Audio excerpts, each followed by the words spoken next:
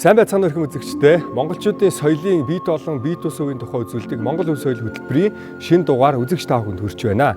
За бид бүхэн энэ удаагийн дугаартаа өндөр гэгээн зан азрын бүтээл төрөлийн тухай онцлог хүргэнэ. Энэ жил өндөр гэгээний 390 жилийн түүхтэй тохиож байгаа.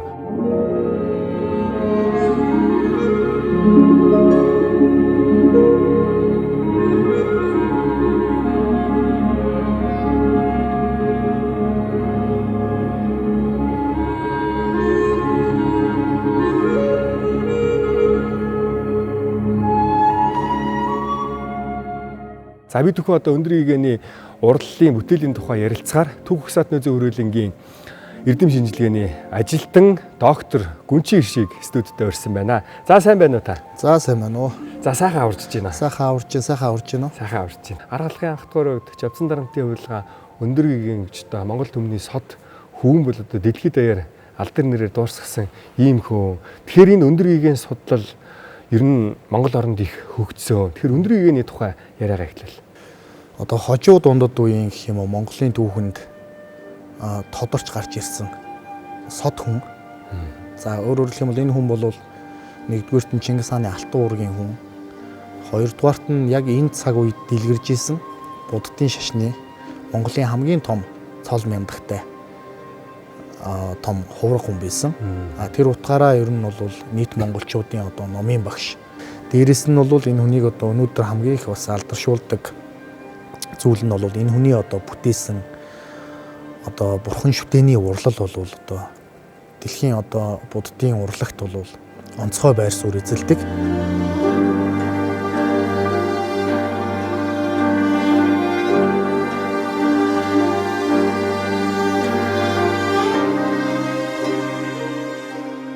Өндөр гэгээн судлал түн дундаа сүүлийн 10 жил бол одоо их том нээж олж илрүүлсэн судалгааны их олон арга хэрэглүүрийг за тэгээ Монголын бас археологийн шинжлэх ухааны судалгаанд нэгэн том одоо шинэ эрен үеийг авчирсан судалгаа бол одоо сардийн эдийн судалгаа гэж ярьдаг. Таны хувьд бол одоо сардийн эдийн судалгаан дээр бас судлаачийн хувьар эрдэмтний хувьар одоо ингээд оролцсон тий. За тэр тухайн үеийн үйл явц судалгаа за түүнээс гарсан одоо эд зүйлс соёлын үеийн зүйлсийн тухай ярил.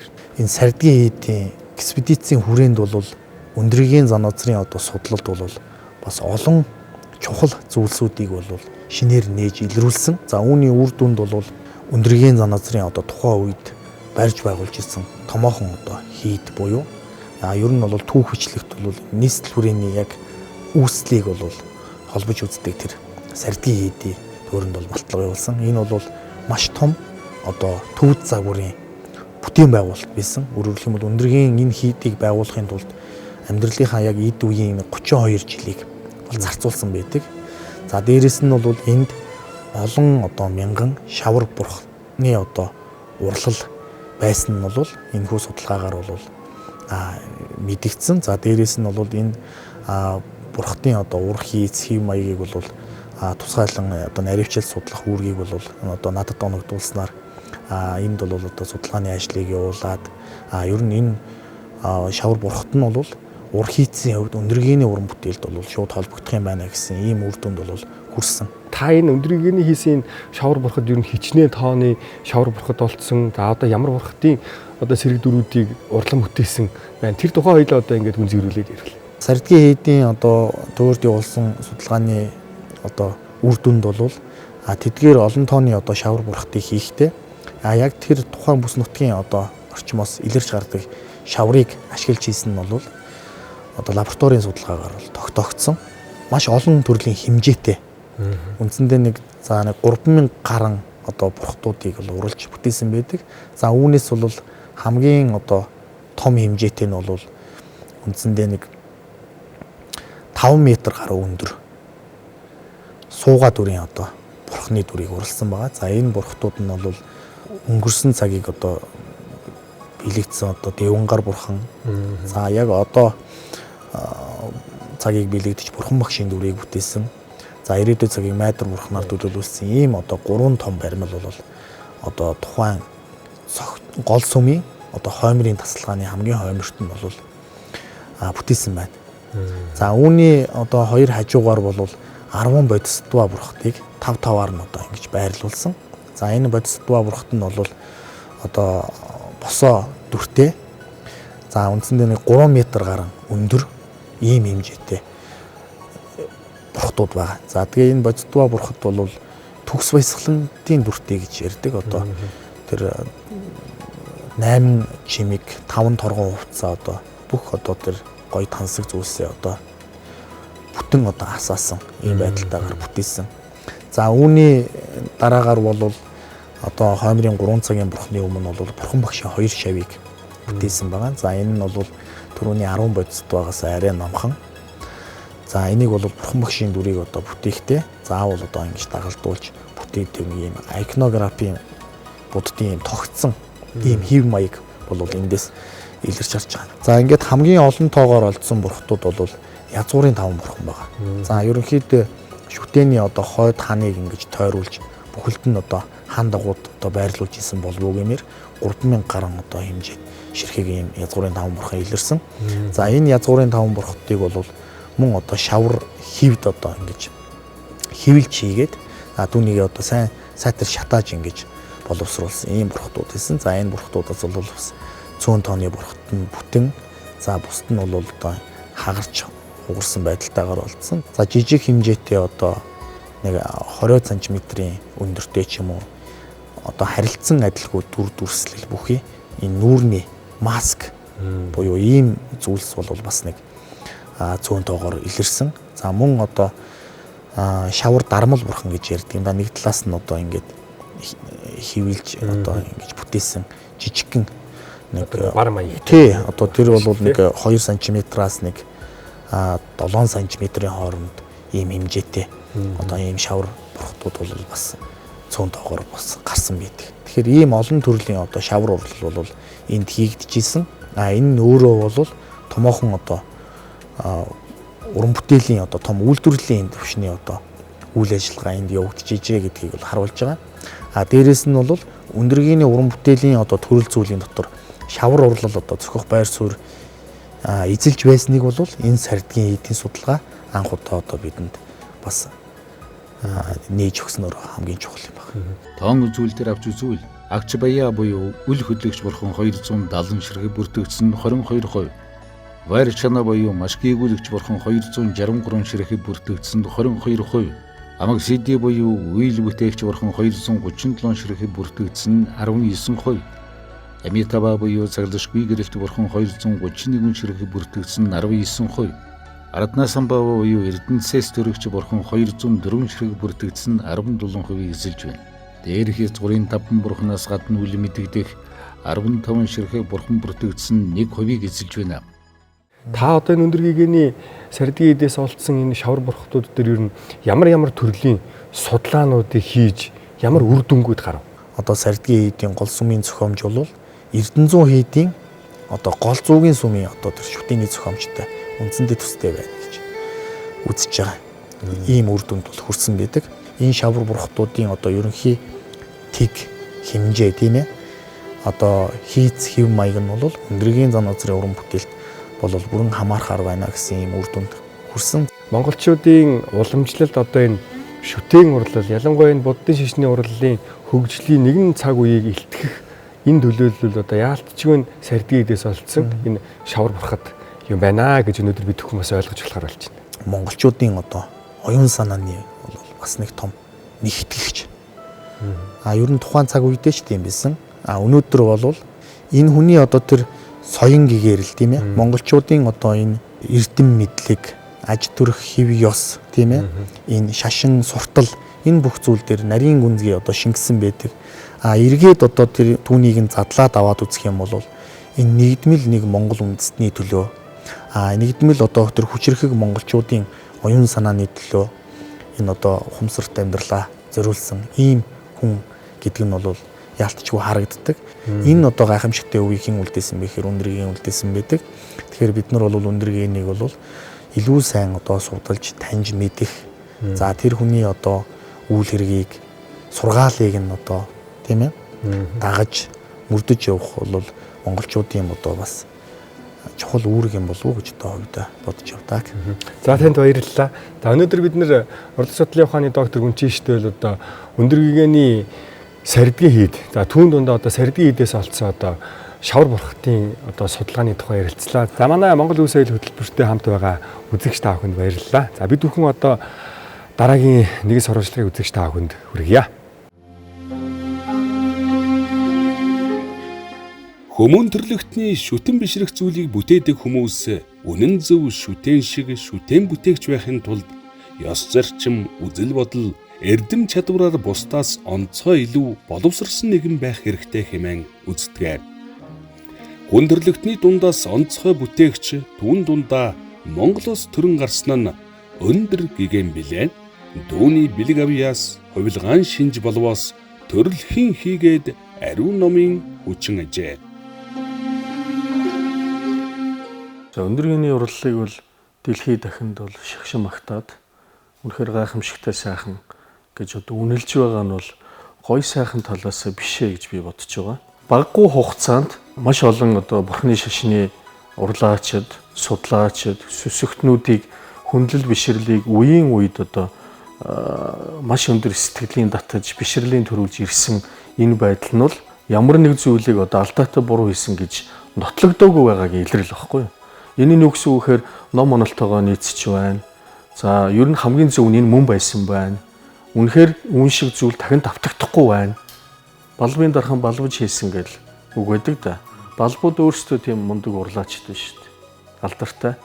Тэднэр хүртэл зарим нь би завгүй байна. Гэхдээ нэг зав гарахаараа нэг чөлөө учрал нь бүртгэхээр Монголд очиод өндөргөний эцийг бас бодтоор нэг харчих юмсан нүдэрээ гэж хэлж ирсэн хүний үгийг хүртэл би дамжуул сонсч ирсэн л. Тэгэхээр эн чинь бас нэг хүсэл болцсон байна шүү дээ.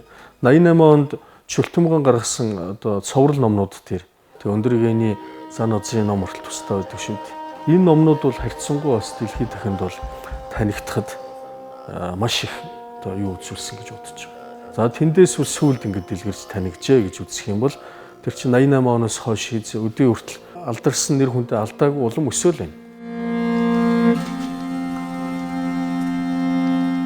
Өндөргийн зан узар буддын шашны үзэл санаа сэтгэлгээг уламжлалт Монгол иргэн шил ахуй амьдралын салаа мөчир бүрт эдээшүүлэн шингээж монголчуудын нүүдлэн аж төрөх хэм маяг соёл зан заншилд бүрнээ нийцэн зөгтсөн өөрийн гэсэн өвөрмөц өн гайс дүр төрх бүхий Монголын бурхны шашныг бий болгож төлөвшүүлсэн билээ.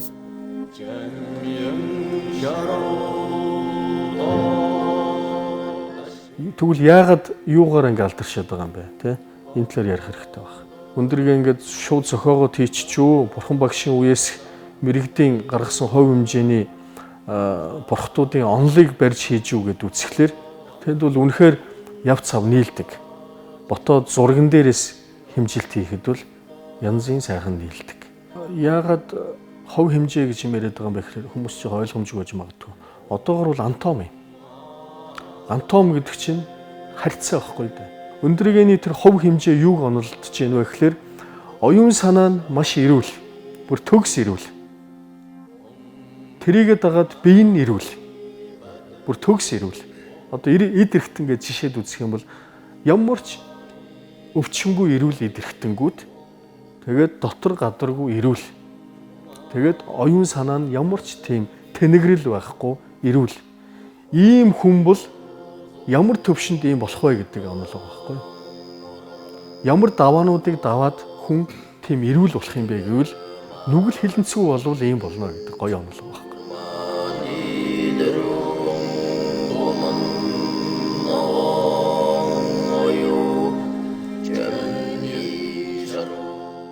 Өндөргөний манай монголчууд их сайхан өөрийнх нь сэрэг дөрийг бүтээж бурханчилж ингэж сайхан хадгалж дээлж ирсэн. Өөрийнх нь шав налжирма өндөргөнийг Бээжинд морилцоо хань бас багшаагаа үгүйлж зурсан байдаг. Тэгээд дараа нь өндөргөнийг ирсний дараа налжирма таныг байхгүйд ингэж хөрийгшин зурсан багш та хардаа гэсэн. Тэгээ хараад за бараг л болсон байна гэдэг хоёр жавчных нь хоёр талд гасарных нь даах нь ингээ хуруугаараа дараад ингээд нэг тэмдэглэсэн гэж байна. Тэнд нэг жоох ингээд нэг хар цэг шиг үлдсэн гэж байна. За тэрийг лам нар хоол зурхтаа заримдаа сахал болгочдөг, заримдаа минг болгодог. тийм төр үлдээсэн гэж байгаа. Монголчууд хонх очиртай янз янзаар ингэж зурсан да. Харин тэгээ сүүлд нь хожуу ингэж эдээ шүүс тавьсан байдлаар ингэж тэрийг хөндөж байгаагаар ингэж зурсан. Сүүлдээ тэрийг хурганы ууцыг бүр сүүлдээ бүти 2 хоньны одоо ууц болгож ингэж зураад энэ бол халахын буянтай холбоотой юм аа. Халахууд бол хизээч өлсөж заавах одоо ийм зовлонгүй байх юм аа. Гэсэн үднээс одоо амны гიშгийг бодож одоо ингэж сайхан уус талж байгаа байдлаар уус тавьсан, тийм байдлаар зуусан, мөн өнгө ялгаж дүрсэлсэн, модон бараар сийлсэн, за мөн одоо шавраар шуумлаар хийсэн тийм бурханчилсан төрүүд бол нилээд байл тий.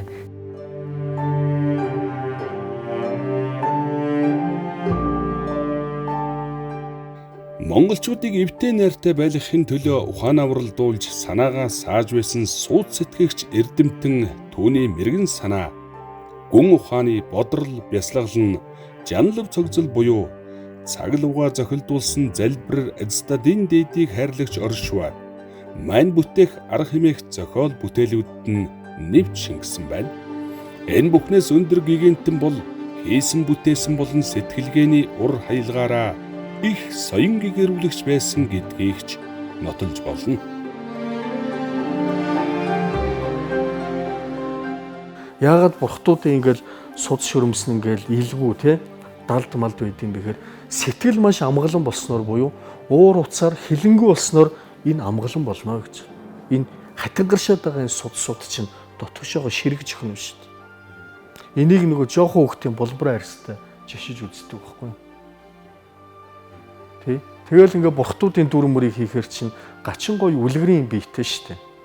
Жишээ нь ингээд юу гэдэг ямар ч өөгүй. Одоо юу гэдэг бид бүхэн ингээд царай мараа тос мос дутагдаад арзгар барзгарч гэдэг юм уу энэ тэндээ шарахтай сорвтой байна гэж бодъё л доо.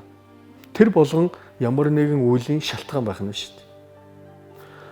Хэрвээ тэрийг буцаагаад гоё болгоё гэвэл за бурхны биеийг бол одоо бид нэгтэй гачин гоё юм коллейсэн сайхан ийм гоё цэвэрхэн хийдэг байхгүй юу? Тэгээ хүн харуулгаа эндээ өөтэйгээ штэ гэмээр те сайхан засаа зүлгээд тэгээ будгаар бодох юм их гоё хэрэггүй гоё будаг найруулад ингээ нүүр мөрөө угаацсан гачин хэр буртаггүй шарах сөрөггүй ийм сайхан биеийг урлж штэ. Тэгвэл яагаад ийм биеийг урлах ёстой юм бэ гэдэг дээр түрүүний өндөргөний 32 бэлэг 80 найраг гэдэг зүйл дээр лагшин зарлиг таалал хэрэггүй ариун гоё болсон нь урд тийм ээ бие хэл сэтгэлээ ариун байлгахсны үрээр биеийн тийм болох юм аа гэж номлож байгаа байхгүй.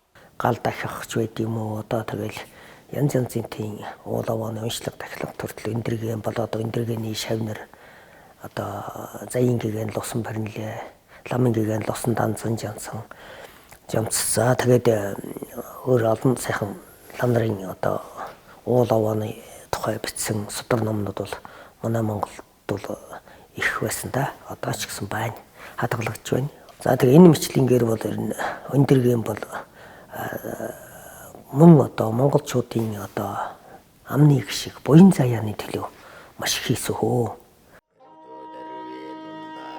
Хөх Монголын ухааны судрын их далаагаас сайтар мэндэлсэн урлалын их зэндмэн эрдэн хомсдолгүй орон бүхнээ мөн хөд бууснаар сансны эрхэнд хурж ундаасны энлэгийг арилгах болтугай. Манай хөтөлбөртэй хамт байгаа үзэгч та бүхэнд баярлалаа. Бид энэ дугаартаа өндөр гэгэний урлал бүтээл, түүний Монгол хэм маяг, Монгол соёл уламжлалд оруулсан хувь нэмрийн тухай үзүүлж байгаа. За манай дараагийн зочноор шинжлэх ухааны технологийн их сургуулийн багш, урлаг судлалын ухааны доктор Оргил бол ирсэн байна. За сайн байна уу та? Сайн байна уу. За таны судалгааны ажил өндөр сайхан аа. Өндөр. Баярлалаа. Зөвхөн судалгаа маань болохоор өрний хэв шинжийг өндөр гэгэний зан зандрын хэв шинжтэй бол харьцуулсан. Өөрөөр хэлбэл бид нар гадны урлагийг гайхаад бол их олон жил болчихлоо шүү дээ. Тийм ээ. Тэгэхээр Монгол урлаг яагаад гайхамшигтай вэ гэдэг талаар нь илүү их судалгаа чиглүүлж бас ажиллая. Өндөр гэгэний энэ урлал Монгол хэм маяг өв донж гэдэг ер нь тэр өрний урлагаас ер нь ялгаа нь юунд байдаг? За онцлогийн хувьд ярихад бол нийтлэг тал гэж бас бий. Нийтлэг талыг авч ингээд үзэх юм бол за хамгийн түрүүнд болоод ирэхээр хүнийг дүрслэх үе гэдэг нь бол нэг ч бол хамгийн чухал байдаг. Зөв дүрслэх. За хоёр дахь алхам руу юу руу орж ирэхээр тэр дүрслэлээр дамжиж ямар санааг өгүүлэх үү гэдэг рүү орж иж байгаа байхгүй. За энэ дээр нөгөө зан азрын маань гол одоо юунууд нь бусдаас ялгаатай, өөрөөр хэлбэл хятадын, төвдийн, бусад хийслүүдээс ялгаатай эзэл орж иж байгаа. Зан азрын бурхтын царай бид нар өнөөдөр ярьдаг Монгол хүний анатомийн бүтцтэй ойрхон. Тэр бол үнэхээр тийм. Нөгөө талдаа болоод тэгэхээр антропологийн талаас буюу хүний одоо бүтц талаас гадна Монгол хүний гоо сайхны хим хэмжүүрийг хэрхэн тусгасан бэ гэдэг нь өөрөө их чухал байдаг байхгүй. Дараагийн зүйл гэх юм бол биеийн гоо сайхны бид нар зан азар дээр шашин магтдаг тийм ээ. Тэгэхээр биеийн гоо сайхан дээр болоод тэгэхээр төгс хүний тухай хүнээс цаашаа буюу одоо гээрсэн одоо бурхны биеийн тухай ойлголт орж ирдэг. Тэгэхээр эхлэл нь болохоор хүн юм шиг тий цаашлаад ингээд цаадах санаа нь болоод ирэхээр гэгээрсэн хүн буюу бурхны дүрийг бол гаргаж ирж байна гэсэн. Тэгэхээр энэ бол ганцхан утгатай биш байна шүү дээ. Нэг сайхан бүсгүйн тухай ч юм уу сайхан залуугийн дүр биш байна шүү дээ. Энэ цаанаа болоод ирэхээр бурханд дагуулдаг дармаа буюу бурхны номын сургаалын хүч чадлын тухай өгүүлж байгаа байхгүй. Монгол хэв шинжээ юун дээр зан азтай илэрч гарч ирж байгаа гэхээр дараагийн асуудал ярих юм бол гоёл чимэглэлийн асуудал. Тэр өөрөөр хэлбэл чимэг зүүсгэлийн асуудал бол зан азрын бүтээл яг харахгүй бол Монгол эмэгтэйчүүдийн чимэг зүүсгэл бол байдаг. Дараагийн зүйл гэх юм бол шилжих хөдөлгөөн бас маш чухал байдаг. Одоо урлагийн ухаанд. Өөрөөр хэлбэл альва нэг зүйлийг гүйцсэн одоо хөдөлгөөнтэй хийчихээр ийм зогсон энэ одоо статик гэж ярьдаг л та одоо зогсон юм болчдөг байхгүй. Тэрийг илүү хөдлөх одоо ямар сандаа нөгөө домгчлын ярьдаг штэ тэгээ ногоон дээр их ингээд босч ирж үгэлсэн гэлээ гэдэг шиг. Яг тэр одоо хилэгдэх хүртэл өөрөө хэлбэл дунд цууны үеийн хүн тэрийг хараад энэ амьд биш тэгэж харах тэр ухаан нь бол тэр шилжих гайхамшигтай шилжих хөдөлгөөнүүд нь байгаад байгаа байхгүй. За дараагийн зүйл нь гэдэг нь Монгол хээх вар буюу манай уламжлалт одоо нүүдэлчдийн хээний одоо сэтгэлгээний онцлог бол бүрэн буусан мэт. Тэгэхээр энэ бол яг харахгүй монголчуудын төдийгүй ер нь бол Төв Азийн нүүдэлчдийн сэтгэлгээг шингээж гаргаж ирж байгаа ийм бас тийм одоо хүчрхэг одоо нэг онцлог байгаа. Тэгэхээр өнөө хүртэл бол яг зөвөр зан азрын бүтээлийг зан азрын одоо шавнырын бүтээлүүдийн болохоор бид нар дэг сургууль гэдэг ингээд бол авч үздэг, өрн ч гэсэн тэгж авч үздэг. Гэхдээ бид нар өнөөдөр бол манай судлаачтай бид нар бол өнцгөө бол өөрчилж байгаа гэж ойлгож байна. Тэгэхээр Монгол хим маяг гэж яриад байгаа цаад угтгуун санаа нь болоод ирэхээр зүгээр нэг одоо дорны одоо буддизмын урлагийн хэв шинжийг төгс төгөлдөр дүүргэсэн байна гэхээс гадна тийм ээ монголчуудын буюу тэр дундаа монголчуудын одоо ноёлж Төв Азийн газар нутагдах бурхан урдлын бол одоо онцгой одоо стил хим маяг байна гэж хэлээ. Дүрслэл тухайн цаг үеийнхээ өнгө аясын мэдрэмж за тэгээд одоо эмгэг хатад төвдөж гэдэг юм харьцуулсан байдлаар бол нэг юм шин хим маяг өөрөө бий болчихсон шүү дээ. Монгол гэсэн маяг тийм. Тэгэхээр энэ дээр таны төрөний шилжилт гэдэг дээр надад нэг юм санаад гарч ийн л да. Эрчим, энерги тийм Монгол бурхныг таних шинж тэмдгүүд бас тэр өндрөгийн хийцлэлүүдээр бас маш их ажиглагддаг. Яг зөв. Ер нь бол тэрийг нөгөө дотоод хөдөлгөөн гэж яриад байгаа. Өөрөөр хэлбэл нөгөө харахад ингээд тэр бол зөвөр зутгсан бурхан байгаад байгаа шүү дээ. Нэг талаасаа тий. Тэгэхэд бол тэрийг үзэж байгаа хүнд хөдөлж байгаа юм шиг мэдрэмж дөрнөө гэдэг өөрөө болоод ирэхээр тэр бүтээлийн дотоод эрчмийн дотоод хөдөлгөөний тухай яригч гэсэн үг байхгүй. Тэгэхээр тэр дотоод хөдөлгөөн нь болоод ирэхээр тэр нэг баг зэрэг хүнд ирсэн одоо жижиг суудал байдаг ч юм уу. Баг зэрэг гараа өргөсөн энэ юунууд эдгээр нь болоод ирэхээр яг хүн гүйцээж боддог байхгүй тэрийг.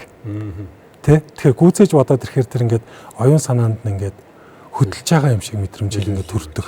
Тэр амьд шин чанарын бид нар заашгүй ярих хэрэгтэй болж байна. Тэгэхээр ер нь бол бид нар зан азрыг дэлхийн одоо агуулга дотор олж харах юм бол дэлхийд болж исэн томоохон оюун санааны өөрчлөлт тунд зан азар гэдэг нэр Бэмберийн Чонгой эдэр хэлсний адил Дорны Микеланжело гэж одоо хэлсэн адил тэр хэмжээнд байгаа байхгүй.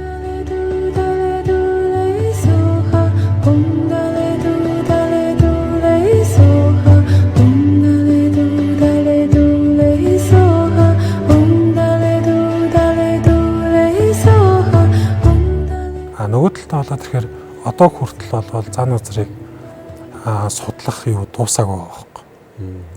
Одоо хүртэл бид нар ингээл талаас судлаад явж байгаа гэдэг чинь өөрөө зан азрын тэр бүтээлийн зан азар өөрөө мастрынхаа хувьд ямар өв үлдээсэн нь бол танигдчих байгаа юм.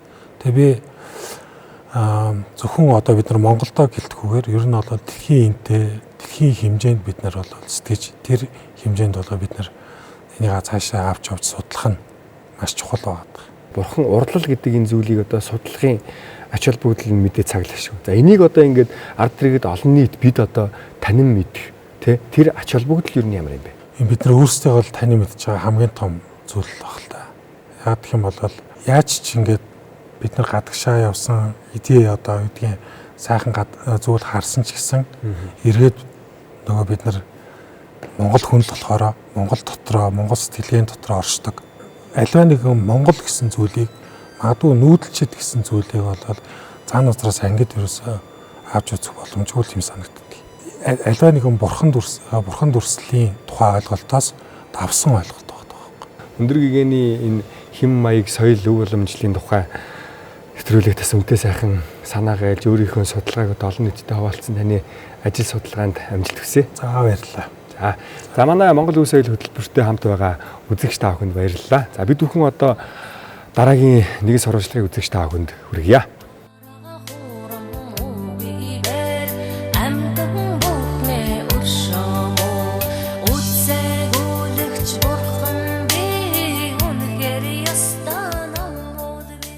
Монголын уралт бол одоо өнөөдөр дэлхийд ялангуяа циркийн тавцанд концертын байгууллагын тавцанд их одоо нугаралт гэдэг циркийн төрлөөс их нэртэй болчихлоо шүү дээ Монголын нугаралт. Тэгээд Монголын нугаралт маань яагаад бурхантай холбогдоод явчихвэ гэдэг бол 60-аад оны ихэр одоо Хөдөлмөрийн Баатар төрийн сойрхолт Б Нарав самбууд багш Цэндавишин ганцаарчлсан уран нугаралтын номер тавьчихгүй юу. Б Дамжинсрынгийн жаргалын зам дуурийн хөгжмийн сонгоод өөрийн ганцаараа болохоор тийм бурхан суулттай зан азар гэгэний уралсан бурхад шиг тэр эмэгтэй хүний төр төрхийг агуулсан хөгжим Монгол одоо их шигтэй тал нутаг харагдсан. Тэгээд гадаадынх Монгол эмэгтэй хүн одоо нэг уужим амгалан нэг сайхан төр төрхтэй иймэрхүү сэтгүүдэд уран нугалтын ганцаарчлсан номер тавьж гисэн байхгүй. Маш уян налархаа ингээд бүжиглж байгаа юм шиг яг бурхад ингээд амьлаад хөдөлж байгаа юм шиг тэгснээр нөгөө нугалтынхаа мийг хийгээд ингээд ирэнгүүт тэр нь одоо зүгээр нэг тийм уран нугалт тэнцвэрийн байсан юм уран сайхны хэлбэрт оруулаад урлагийн бүтээл болгоцсон байхгүй. Энэ маань Монгол ахуйтайгаа нийлээд Монгол эмэгтэй сүнс одоо хэлбэр урлагтай нийлээд Монгол уран нугалтыг амжуулж гисэн. Зан үйл Монгол ард түмний шашин шүтлэгтэй зайлшгүй уялдаж холбогдоод өндөр гэгэний анхны уралсан төр бүтээлээр улам хариуцаад бүтээд өнөөдрийн энэ өндөрлөлт төрсөн л гэж би дотроо боддог.